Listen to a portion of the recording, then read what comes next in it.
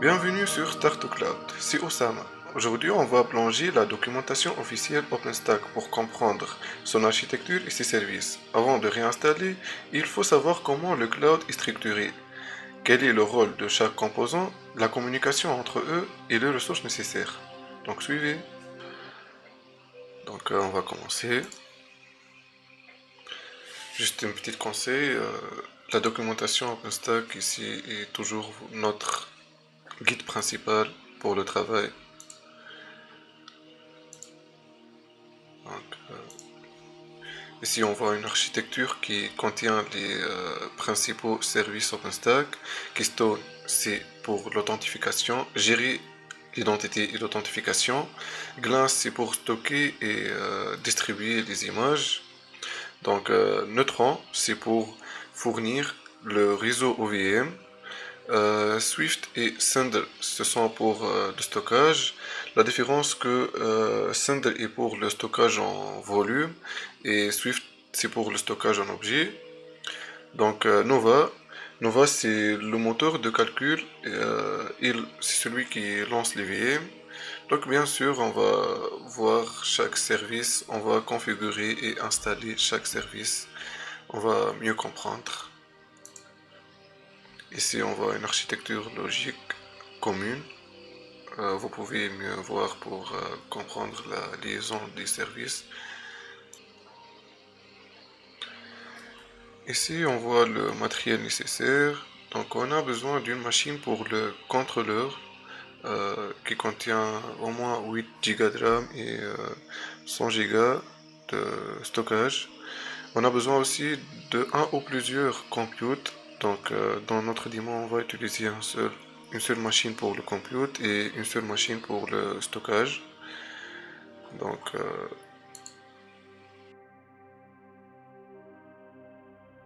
il est recommandé de taper cette commande avant de commencer pour avoir des mots de passe sécurisés au cours de travail.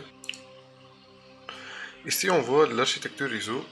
Chaque machine a besoin de deux cartes réseau. La première, c'est pour la communication interne entre les nœuds. Et la deuxième, c'est pour sortir à Internet. On a besoin plus tard.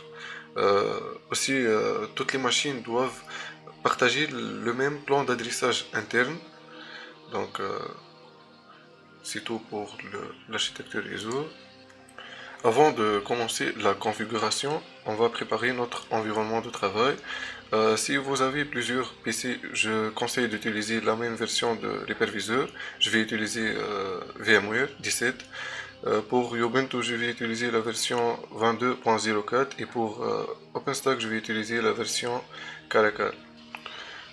J'ai commencé par le téléchargement de l'image Ubuntu 22.04.ISO et je vais commencer par la création des machines. Je vais commencer par la création de la machine contrôleur.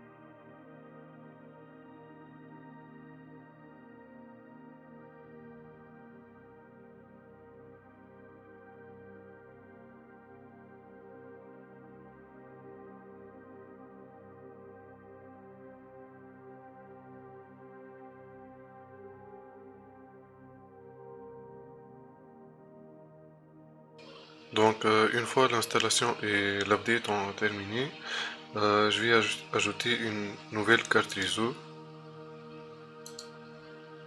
Bridget. Il faut s'assurer que les deux cartes sont Bridget.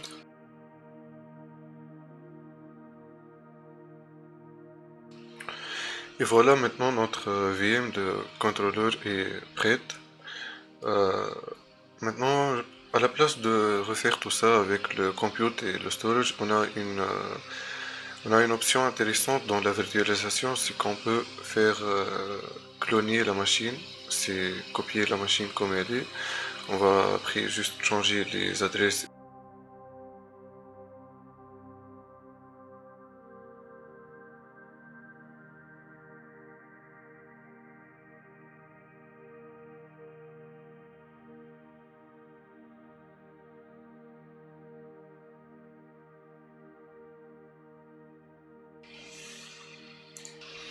Et voilà, notre machine est prête. Donc on va ouvrir.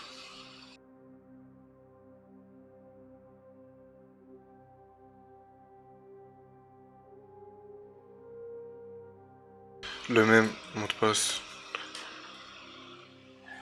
de la machine contrôleur.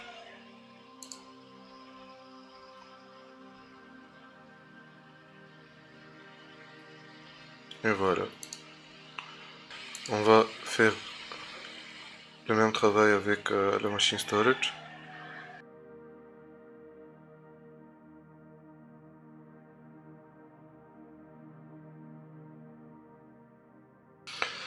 Et voilà, maintenant les trois machines sont prêtes, storage, compute et controller. Avant tout, on va s'assurer de le nom de la machine. Donc sudo sur hostname. Donc ici, quand on a cloné la machine, le hostname n'a pas changé. On va changer manuellement nano slash etc slash hostname.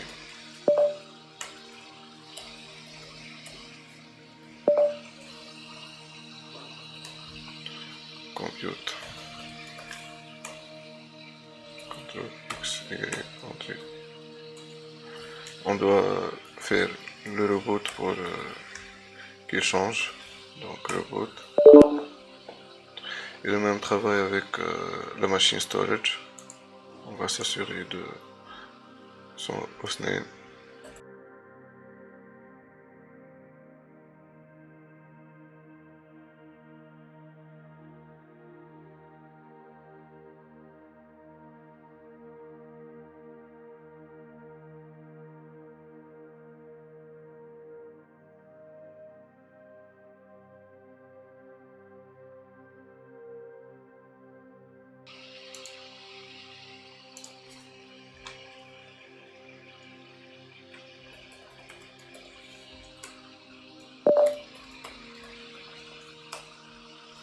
Et voilà, le hostname est changé.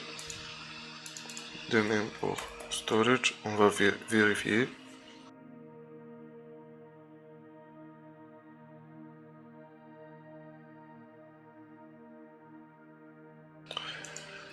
Et voilà, maintenant on peut commencer notre configuration. Donc, la documentation. La première étape, c'est changer dans le fichier etc/network/interface. Ces configurations, ce sont pour le réseau, mais on peut pas utiliser cette configuration. C'est ancienne depuis Ubuntu 18. On va utiliser le fichier UTC dans UTC/netplan. On va commencer de changer l'adresse dans le contrôleur. Puis ajouter tous les adresses dans un fichier host pour faciliter la communication des nœuds. Donc on va commencer par le contrôleur.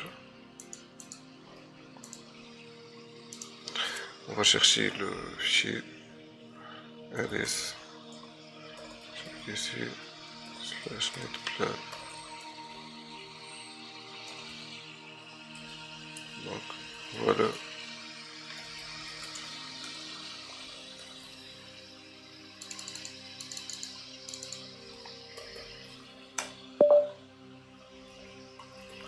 Sudo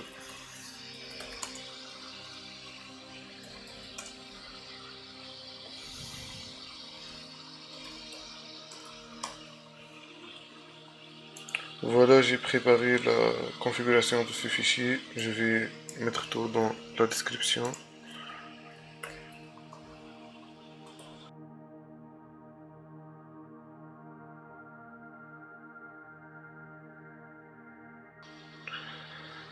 Maintenant pour enregistrer ça, on va faire la commande netplan apply ifconfig. Et voilà, l'adresse est changée. Donc maintenant, selon la documentation, on va créer ce fichier selon nos adresses. Donc je vais préparer.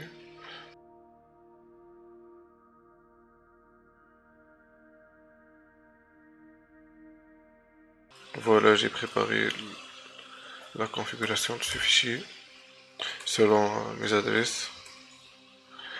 Donc le compute va prendre 31 et le storage va prendre 51. CTRL X, Y, entrée. On prend la documentation. Dans le compute node, on va faire le même travail.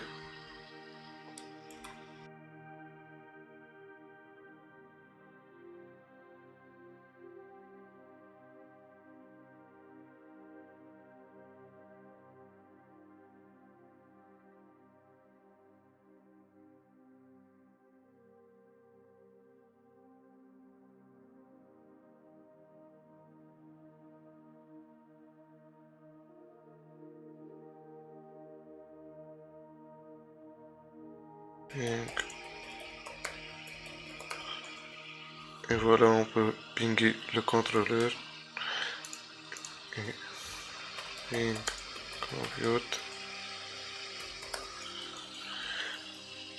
Ils doivent se pinguer pour s'assurer que la configuration est correcte. Donc, rentrons à la documentation. On va faire le même travail avec le storage node.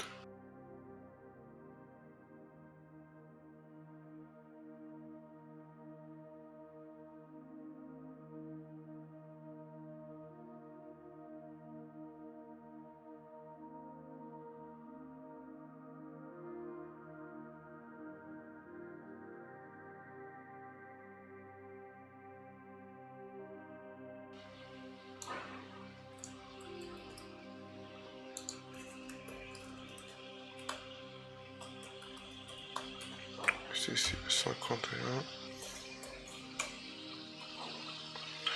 Sudo netplan apply ping controller. Donc, ping compute. On peut se connecter avec les adresses ou les noms.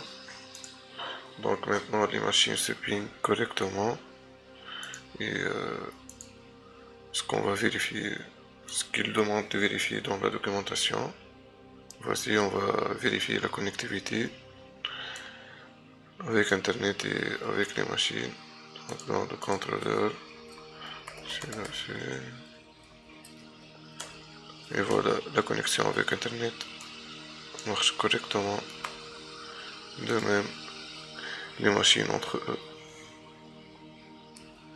Et voilà, maintenant on a préparé nos environnements, nos machines, notre architecture réseau. Il est toujours conseillé de faire des snapshots à chaque machine, à chaque étape pour ne pas perdre ce qu'on a fait. Donc essayez de faire des snapshots et merci beaucoup. La prochaine fois on va commencer la configuration et l'installation des services.